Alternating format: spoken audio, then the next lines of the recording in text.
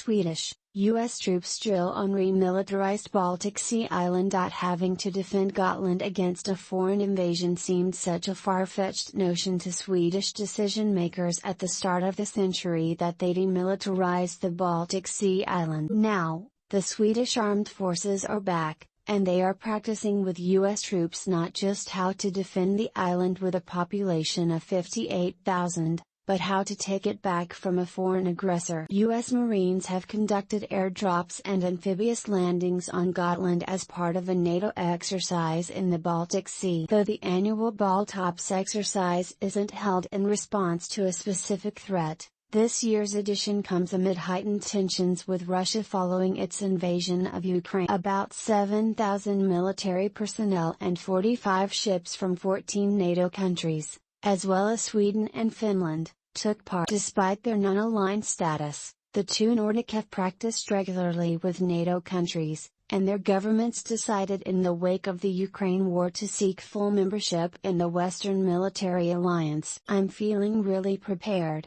I mean, we have made a big deployment on Gotland, and we will defend Gotland, Swedish call. Magnus Frykevall, the island's regiment commander, said as military hardware was being deployed on the coast.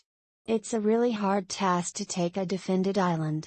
Strategically located in the middle of the southern part of the Baltic Sea, Gotland has seen foreign invasions throughout its history, the most recent one in 1808, when Russian forces briefly. But after the Cold War ended, Sweden felt the risk of a Russian aggression was so remote it refocused its armed forces on foreign peacekeeping operations rather than territorial defense. The Gotland Regiment was closed in 2005 as Sweden downsized its military. Russia's annexation of Ukraine's Crimea Peninsula in 2014 led to a rethink, and a new regiment was established on Gotland in 20. There are now around 400 Swedish soldiers permanently based on the island.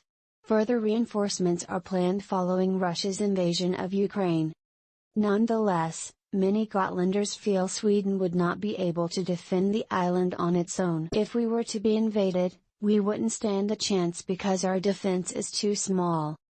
We have a really modern and good defense, but it's too small, said Lars Siderdahl, a 33-year-old chef in the island's main town, Visby. Sweden, which has stayed out of military alliances since the Napoleonic Wars, applied for NATO membership together with Finland in a historic move last month. NATO's existing 30 members are set to discuss the issue this month. Turkey has threatened to hold up the applications over the two countries' perceived support for Kurdish groups. Finland and Sweden have sought security assurances from the US and other NATO countries during the application period.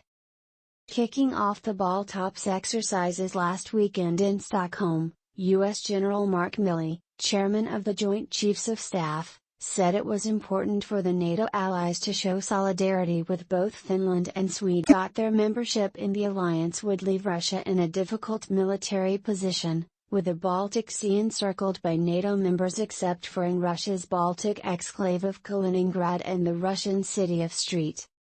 Petersburg and its surrounding areas. The strategic importance of Gotland, a popular summer vacation spot for Swedes, is often viewed in relation to the Baltic countries of Estonia, Latvia, and Lithuania, which are particularly worried about any Russian aggression following the Ukraine. Gotland is about 100 kilometers, 60 miles, from mainland Sweden and 160 kilometers, 100 miles, from the coast of Latvia. The thing is, from here, you make supplying and supporting the Baltic states a lot easier or a lot more difficult, depending on who is in control of the island, Mikael Norby, an Uppsala University academic, told the Associated Press. Coinciding with the NATO exercises, Russia's Baltic Fleet launched its own military exercises this week.